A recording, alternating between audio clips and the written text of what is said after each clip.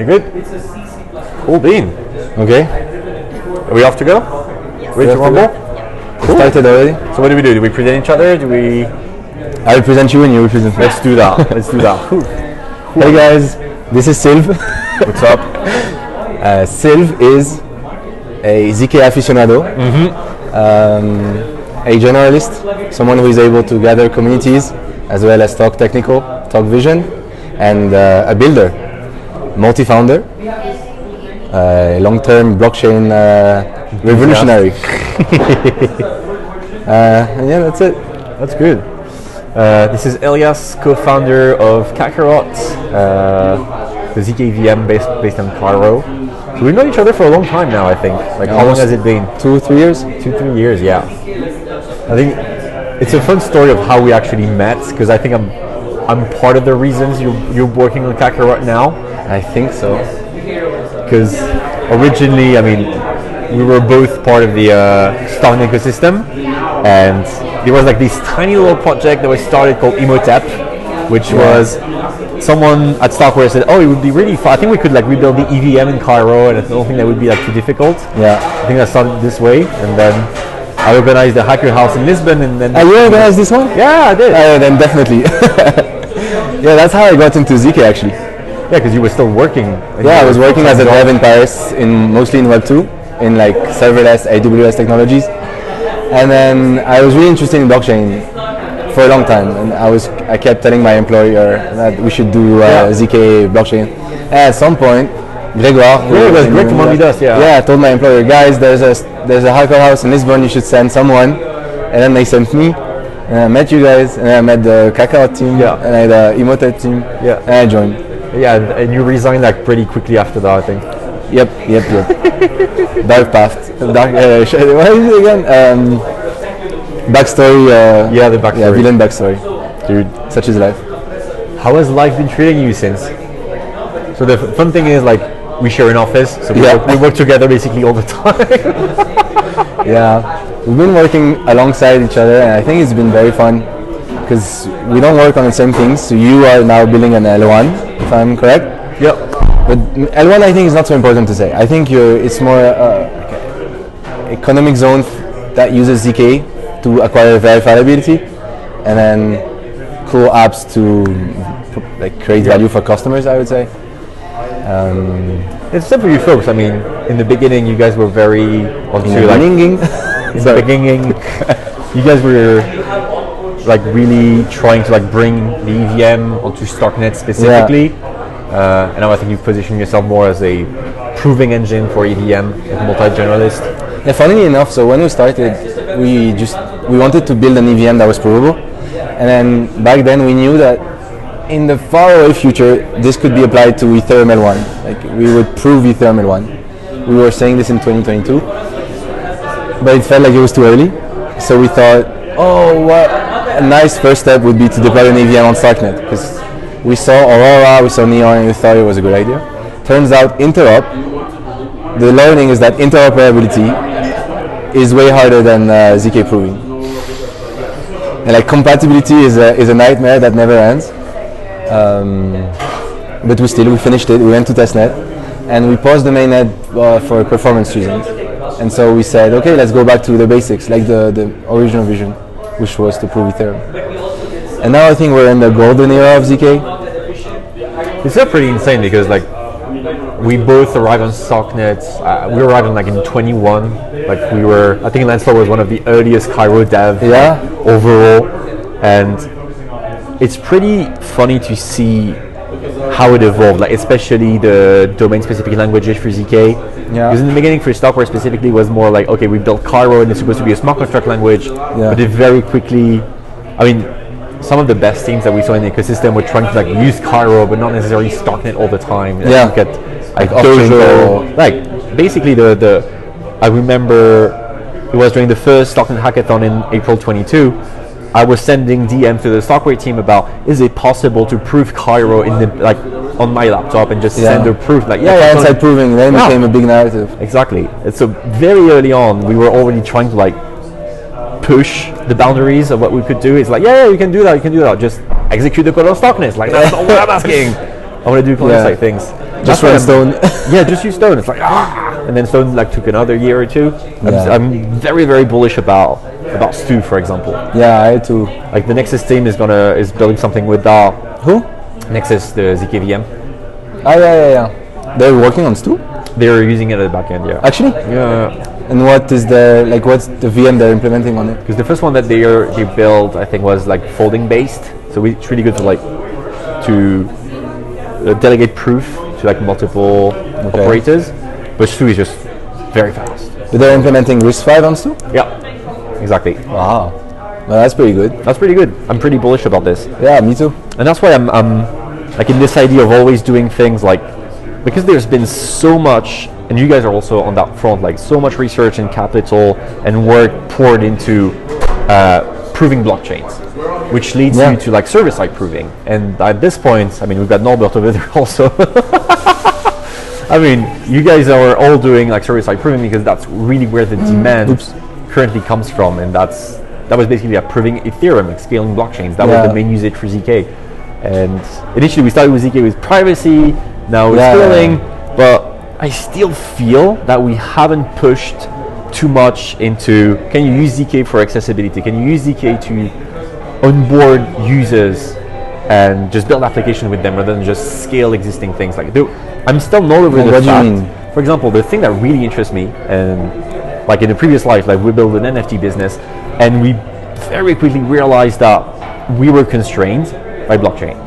Yeah. And it's not like because of performance solely, for example. That's also another problem, but it's getting solved. But even with this, like I cannot send an NFT to someone who's not on the blockchain. Yeah. So you can like do with the loops, yeah, okay. and it's difficult. And like, with ZKP, what you can do is like you Magic can link, kind of. Yeah, exactly, magic. You can send an NFT to someone's email address, and in order for that person to spend that NFT, they generate a proof that they own that email address or their identity, the ID card, and that's extremely powerful because you're able to scale blockchain, but not necessarily like a performance performance sense. Yeah, rather you scale it out of the everyone needs to have an address type of model. You reach people where they are. Like technically, you can onboard anyone doing this.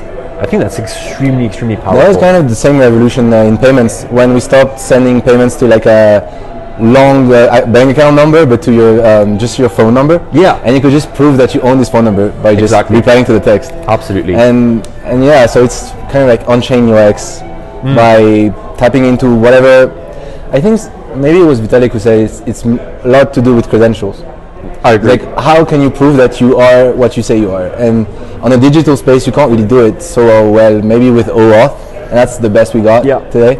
And I think we're very, very hell-bent onto, you should have like, every single person on earth should have like one identifier, and that should be like the one thing everyone uses. I mean, even in the US, people have ended up using social security numbers. It wasn't meant to be. So there's no standardization at the federal level, so you use like your driving license most of the time. And it's really funny, like we looked up what happens in the US if you lose like all your identity documents. How do you prove to the government that you exist? Birth certificate? And the thing is, like there's like a list of documents, and you need at least like 4 or 5 of them. Like a multi-sig. Exactly. So it's how do you say that? There's no like clear-cut thing. Yeah. It's always like you have to increment. It's a proxy. Like to this day, we still don't know how to say I am this person. Yeah. Please believe me. And still impersonate someone just by finding out their social security number. Exactly. By phishing them. It's so dumb. It's not great. And I think we're really radical there in the blockchain space. Like, everyone should have a wallet and like one single address. Even in the real world, it's. I hate seed phrases. You have different threshold for different things. Like if I'm going to apply for a bank loan, of course they're gonna ask for like my DNA ancestry and an imprint of my teeth. Like that makes sense. But to buy coffee, I mean, they just need to know if I'm solvent. And by solvent, I mean, do you have $5 on your bank account? And that's more than enough. And it's like we really like to put the tinfoil hat on, and having expressivity at the identity level, I think is just cool. Yeah. Okay, so you're like a client-side proving maxi. I really love that, and I think there hasn't been a lot of research. It hasn't been explored yet, because it's not possible. It wasn't possible. It wasn't possible, and that's why I'm really bullish about. Starting to be possible. Yeah. Maybe with Aztec, Noir. Yeah. Maybe Noir with is great. Stu. The client-side proving is really performant. I agree. So I think we're going to see a resurgence of it in 2026. I really My call agree is with that there's going to be a VC narrative also Yeah? for it. Yeah, I predict it. I think it's going to come from like a consumer application, because you can. I mean, with server-side proving, you're just like selling to businesses, essentially. Yeah. With client-side proving, it's like primitive that you can embed into your own application. Yeah. So you saw like some experiments like Anoncast. That was really interesting. The Rarimo thing in Georgia. That's really cool. Yeah. But that's more like we've seen tech, but we haven't seen like a product. So the product needs to never say that it's ZK, basically. Yeah. How do you integrate this? And there's like tons of benefits to that. For example, you can reduce background checks, for example. You could do like a lending protocol where you have to prove that you're in the top 1% earner of a given country. I mean, we can do that in France. Yeah. Income tax report are signed digitally by the government. But that's okay. Yeah. I was gonna say this could be, you could use this and then rug still like a Madoff type type stuff. But The provable credit score. exactly, you Or can like say like you self-owned, self-custodial credit score, self-custodial social score. yeah. My hot take of the day after I hate seed raises is I actually don't think social score is a bad idea. I think government owned or like privately owned business social score is a bad thing, but self-custodial social score is good. I really agree with that. I was reading a book called The Transparent Society that was written in '98, and there's a whole part where they talk about Equifax, and I forgot that this thing Equifax? exists. What is it? There's a guy, if I'm not mistaken, I mean, Europort over here, they're the guys behind the FICO score. It's like your credit score. Ah, okay. And it's privatized in the US, and you have like Yeah. very little oversight over like how it's computed. Yeah. So if you have a way, and I think the reason it's very difficult to get into that market is that you need to be very heavily regulated. Yeah. And it's difficult. Can you have different ways of achieving the same means? Maybe you take into account different things, like not necessarily only your bank account transaction, maybe you diversify with something else. I think that's very interesting, and I really agree with you on like self-custodial credit score. I'm able to prove to you that I'm solvent in some way, and you don't even need to know who I am. I think it's great, but not necessarily for like privacy reasons. It's great because it just goes faster. Yeah. You become centralized in a funny way. Like you centralize the knowledge and the data. Become centralized, yeah. Yeah, become centralized. And Find your center. And that's the part where I don't think we've quite grasped what ZK in particular is going to unfold. But you look at Web 2, like you do not own your data. It's like physically, it's on a server and you have access to it. And it's funny because you do not even have like property rights on these sorts of things. That it does not exist. But why does it matter? Like, let's say I advocate for the devil. Why does it matter to you that you own your data? Like, what does it mean, private property? First of all, Yeah. Like, for what purpose and for what reason? One reason is it is. You look at GDPR, for example. Yeah. GDPR is a result of data not being considered property. Because if it's your property, you can decide like what To sell it. or maybe I give it to you, but like I limit you cannot do this or that with my data. So in France and in Europe specifically, we've decided to not put them into, like, it's not considered an asset basically. So if it's not an asset, you put it out in the market. And so you cannot sell your data. But what you can do is hand it over to bigcorp.com, and then bigcorp.com is able to give you a service and sell that data for you. Yeah. But think about it for a second. Like, an asset. That if I have a data, some data about me, and I give part of it to you. So let's say let's take the ZK passport example. I have a passport. There's lots of data on it, and I tell you, I leak to you that I am 27. Yeah. You have now this data, and I still have it. So it's not an asset per se. It's more like or it is an asset, but it's like an asset that you can copy paste kind of. Yeah, in the context of it's- that proof, it's a bit different. Like you own like the fact, like you have the whole data. But I've then told you that I'm 27, so now you can reuse it and say, yeah. guys, I know that this guy is 27. Oh, yeah. And you can reconstruct bit by bit my passport if you're a big corp, and then we'll both own my passport somehow. It gets very weird here because, like, currently we do not like store data. Like users do not store data. There's like the ownership legal They part try of it. to, but then they lose it and they're sad, and then Yeah. they ask for iCloud, and then they're happy. And client-side encryption, etc., etc. Yeah. So But you very quickly see the benefits of owning your data, such as like you can port it, maybe I don't like exactly. doing it. Yeah, porting it is nice. So we have like portability, but that's the dream goal. And we try to achieve that in blockchain. And the way we try to do that is like, oh yeah, we're just going to put all the data in the chain. And it's going to be fantastic and it's going to work. And it didn't work. Yeah. It didn't work at all.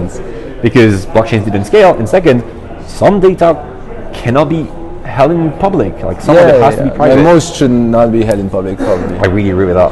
And that's why I'm interested in what happens in between. So you have like projects like data wallets, like DoPass. What happens if you, like it's a very dumb question. How do you prove something to someone? Like how do I prove to you that I have $50?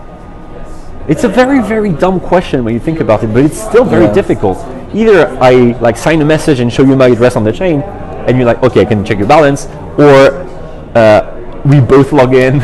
I log in on my bank account, and you next to me, and you look at it, and that's basically ZKTLS. That's how it works. But having the possibility to like actually physically own a piece of data that is attested is extremely potent. Okay, I think that's really cool. And so it's not ownership for the sake of ownership, is ownership for the sake of like modularity. Exactly.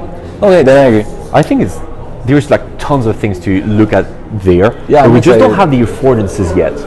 And I don't think we're that far. That easy primitives to reuse and use. Like Noir just hit stable. Stu, the like browser like phone library is not ready fully. So I think people are we're still thinking about it. Same for privacy. I agree. And that's the part that really interests me. Like, have you used Obsidian, for example, like the note-taking app? No, I heard some people, but I'm more of a Notion guy or Apple Notes. I'm left curving Apple Notes. Fully respect that. And the fun thing about the way Obsidian works is like by default you can use it locally. You can get it set up and you choose where the data is stored. It's like a note-taking app. And you can choose to put it on like a OneDrive or an iCloud. And that's really cool. Like you manage the data the way you want it to.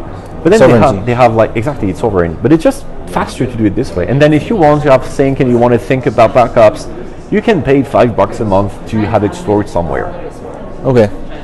And I think that's I think that's like directionally where we're going, where people owning more of their data, the full client-side encryption that Apple is pushing is very interesting. But people are still gonna, as you said, like people lose their seed phrase, people shoot themselves in the foot. So there's probably gonna be an aspect of like social recovery for your data. What grinds your gears these days, Elias? What like interests you in ZK these days? I think the thing I spend most of the time on is real-time proving. So can we bridge the gap between just executing something without any form of verifiability? It's like Kappa, right? Kappa? I think it was Wei Dai from 1KX who coined that, is like time to execute over time for proving. And then it's like, I don't remember which part of the fraction one is on the other, so it's like so you want to go to 1.0. Yeah, exactly. You want to make sure that there's like almost no overhead.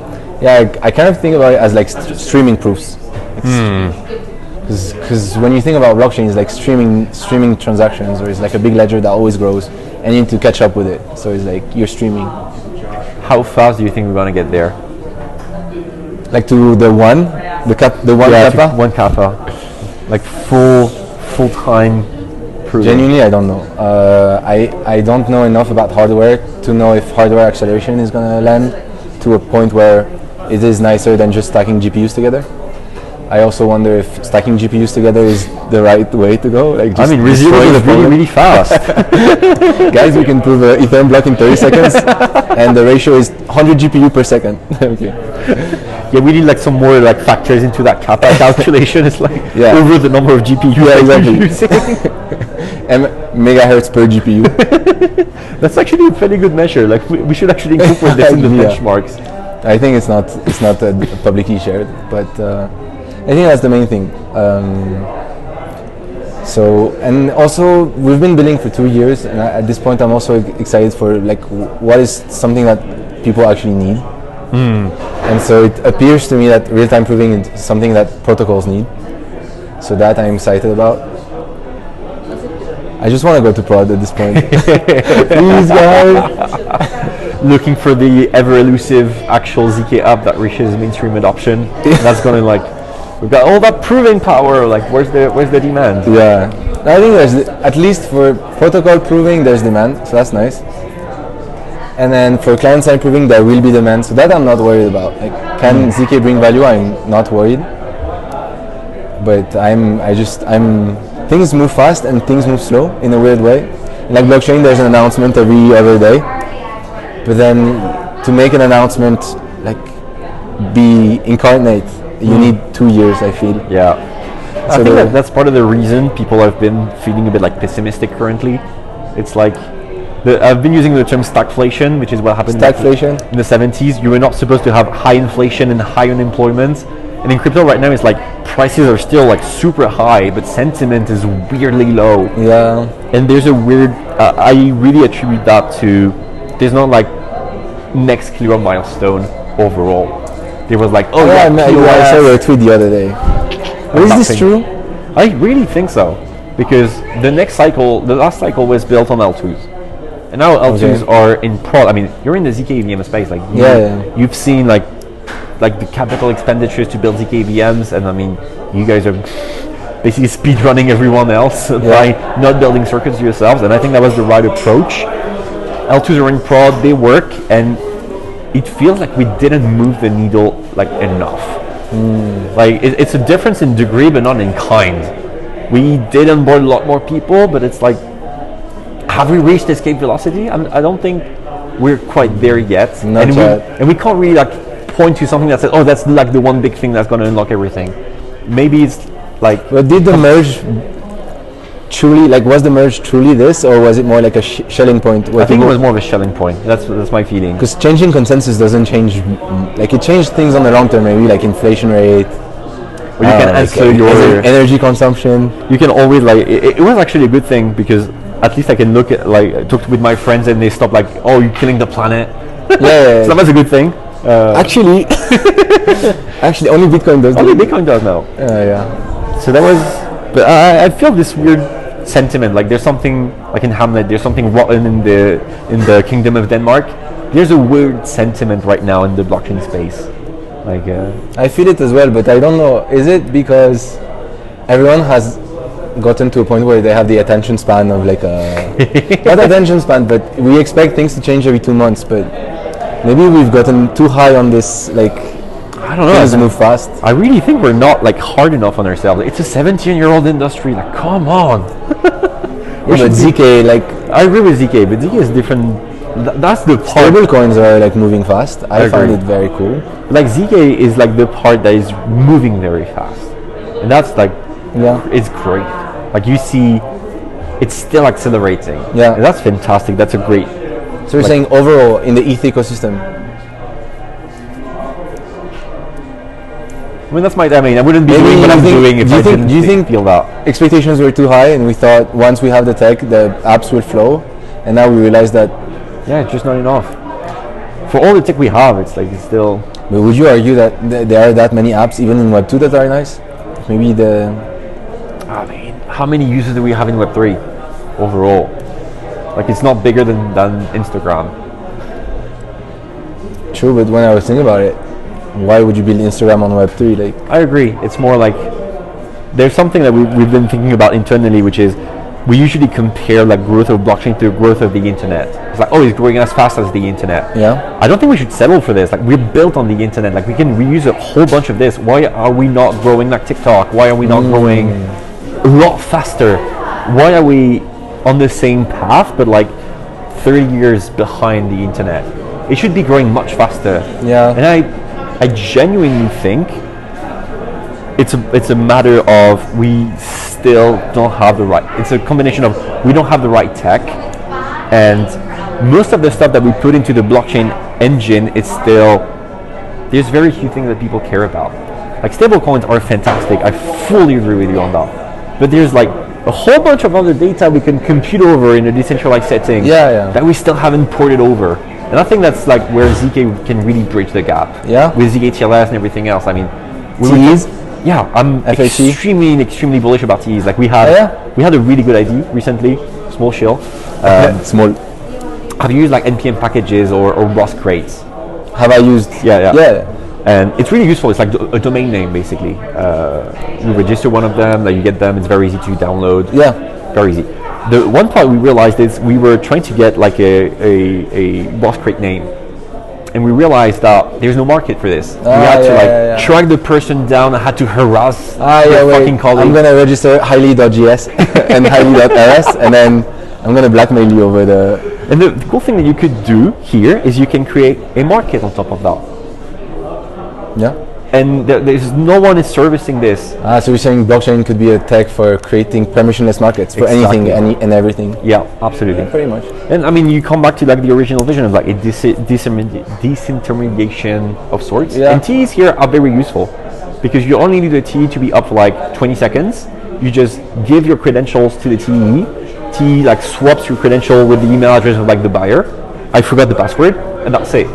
You just need someone like an escrow thing in the middle, like swap, and that's it. Like you do not need complex. I mean, I was at Ledger before, and we had to track down who owned the Ledger Twitter handle, and it was a Chicago newspaper called The Ledger. It cost millions to buy it. Yeah, to buy from it. them. Yeah. And you got millions from it. Nice.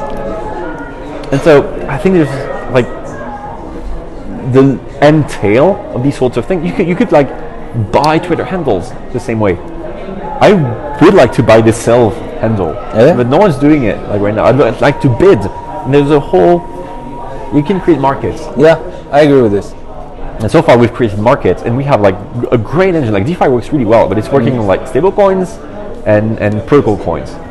Yeah. There's probably other types of data that would benefit from like creating markets. Then you're leaning into the RWA like narrative kind of titrisation, tokenize anything, tokenize everything. It's still a really good use case, but I think we've not done it the right way because it's still difficult to put things on the blockchain, and that's where like signed data really helps because you can permissionlessly translate it on chain or TEs. TEs are fantastic. Yeah. There's a really great paper I recommend called Liquefaction, and it's basically like I'm going to summarize it pretty badly, but it's a way to it's like a theoretical experimentation with EOAs and not EOAs anymore.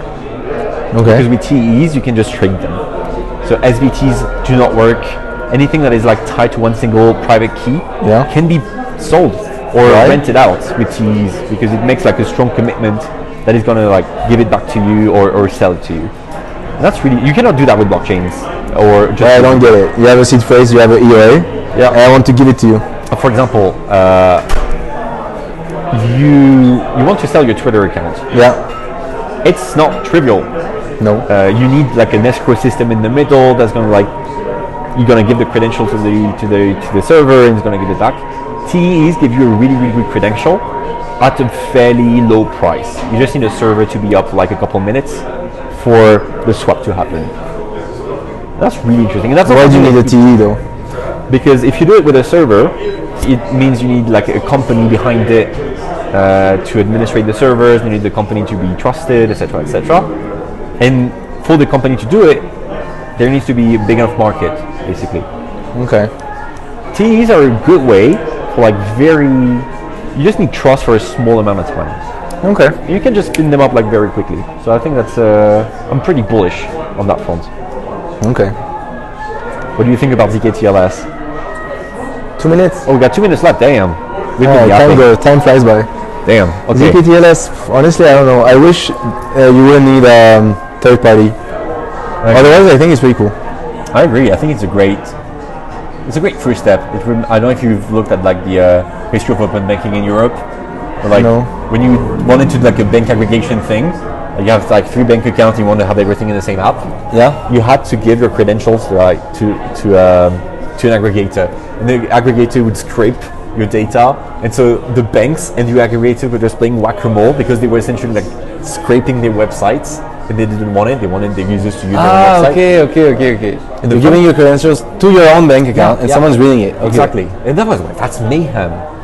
But it's not too far off from like what you have with ZKTLS. Yeah. And what ended up happening is like regulation came in. It's like, okay, now banks, you're just going to have to expose the data and APIs. You have to open up everything with APIs. So I think we're moving towards having more signed data because there's a lot more AI slop.